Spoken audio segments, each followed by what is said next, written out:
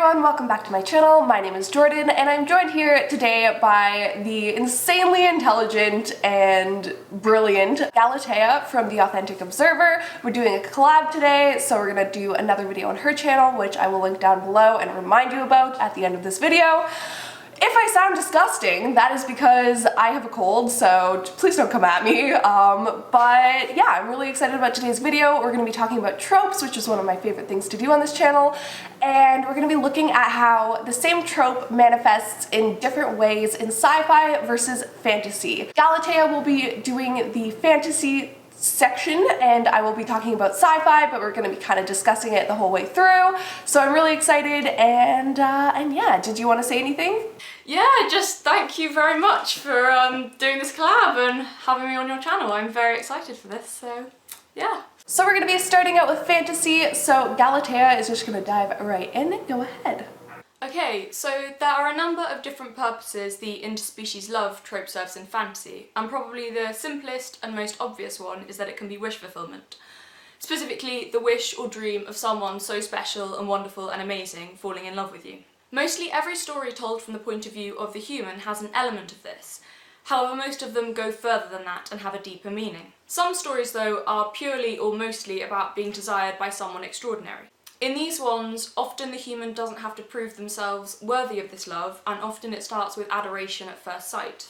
The non-human one is normally astonishingly hot and superior to humans in a lot of ways. Twilight is an example of this. Edward is ridiculously gorgeous, strong, powerful, rich, desired by everyone, wants to protect her, and he's also completely obsessed with Bella so that everything he does revolves around her. This actually seems to be a trend with some, though not all, vampire-human romances, which are a whole trend in themselves. But often vampire stories use the different species thing to show being loved by someone extraordinary or powerful, using blood as a metaphor for being desired to an extreme extent. Often the vampire wants to drink his love interest's blood more than anyone else's. The interspecies love trope serves another purpose, which is similar to wish fulfillment, but it goes further than that, in that it has the message that you have to earn the love of someone really special. Some examples include Stardust. So Tristan must prove himself, not only as a hero, but he also must grow up and learn to look beyond outward appearances before the star will fall in love with him.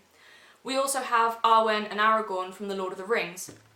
After they initially meet, he's got to go off and become older and wiser and more heroic before they eventually get together. So something similar in sci-fi is alien-human romances, and this kind of speaks to the same wish fulfillment that we see in fantasy, oftentimes with aliens with 3 boobs or super hot aliens with blue skin. If you want some alien-human wish fulfillment, look no further than the huge amount of alien-human erotica that you can find pretty much anywhere, but especially on Amazon, which is a whole subgenre of the erotica genre with hits such as accidental abduction and the bond that ties us. Another common trope with the alien-human romances is the forbidden romance. The forbidden romance is also present in fantasy. Forbidden romance often conveys the message that love breaks all boundaries, so race, culture, or anything else is no barrier to love. Love teaches tolerance and humanity.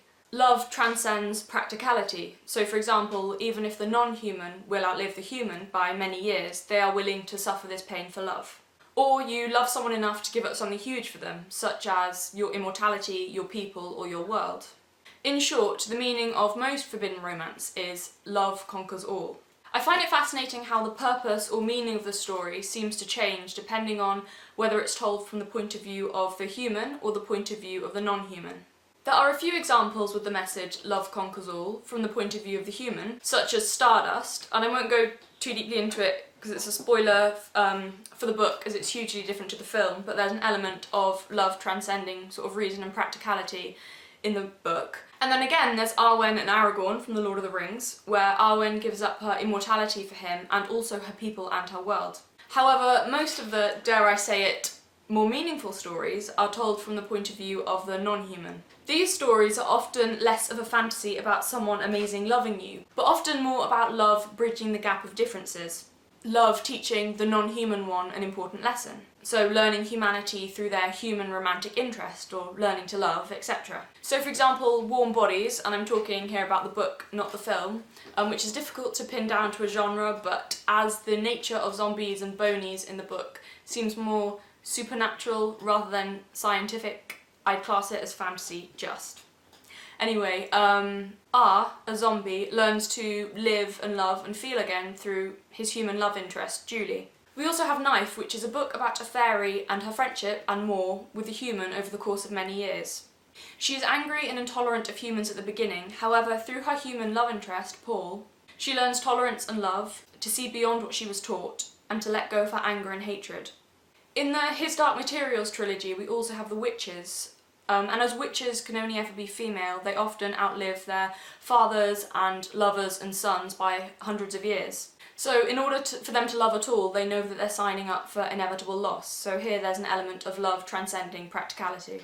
In an often more cynical look at love, we have humans falling in love with AI or robots. This generally serves as an exploration of humanity, or perhaps even a cautionary tale. It shows what artificial intelligence might become and is generally set in a near future world. Rarely do these relationships last or transcend boundaries. We're in an interesting period right now where technology is rapidly developing, and there are a lot of both fear and excitement surrounding these advancements. So many of these stories look at possible outcomes of what may happen when these technologies exist. Ex Machina is a great example of this. The movie examines humanity through the love story between a human and an AI. This is a dark thriller that serves as a cautionary tale of what might go wrong with the creation of artificial intelligence. It also begs the question of what makes a human human. This is further explored in Blade Runner when the protagonist falls in love with an artificially intelligent android. In the depiction of androids here, it is not so much a cautionary tale about androids and humans, but instead looks at human nature and, again, what makes a human human. In fact, we're made to realize that perhaps androids are just as human, if not more human, than the humans are in this film. That was a tongue twister. In Blade Runner 2049, this is also explored with a human falling in love with a pre-programmed love bot. Now, of course, we find out that this is not in fact a human, that it is an android. Regardless, this is an interesting look at our potential future. Oftentimes, as humans, we opt for ease over substance, and with current trends of using technology to find love, it's not difficult to see the correlations between the movie and our potential future. This trope isn't new, but there are many ways that it's used to question the nature of humanity and consciousness. Love, relationships, and vulnerabilities are considered to be human traits. Often these stories explore what it might look like when robots, AIs, or beings much smarter than ourselves will share these traits or inhabit a world where they are also able to coexist with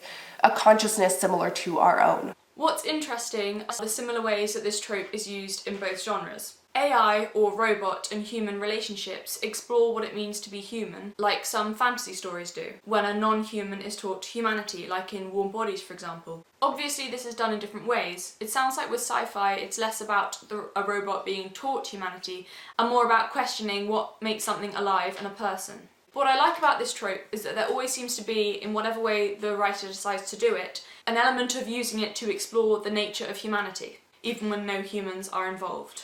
It's also interesting how we have a fascination and often fetishize these fantasies with human and non-human love. I think it's often because these beings don't actually exist, and therefore we can create the perfect fantasy, and because it's just fiction, the author can establish it in any way that they like. Alright guys, so that is all I have for you today. I hope you enjoyed this video. It was a lot of fun to make. I have been a huge fan of Galatea's channel ever since she started it several months ago. And I really sincerely think that you guys who like my content will love hers because it's very similar in the way that she kind of looks at story. So if you like intelligent breakdowns of stories and interesting reviews, then please go check her out. But don't abandon me when you realize that she is about 10 times smarter than I am. I love you guys. And thank you for tuning in. Also, please go check out the video that we did on her channel where we will be discussing another trope and break it down also in sci-fi versus fantasy. So links for that will be down below, as well as her channel. Please go check that out. Subscribe to her channel, guys. She's brilliant. And have a great day. Bye.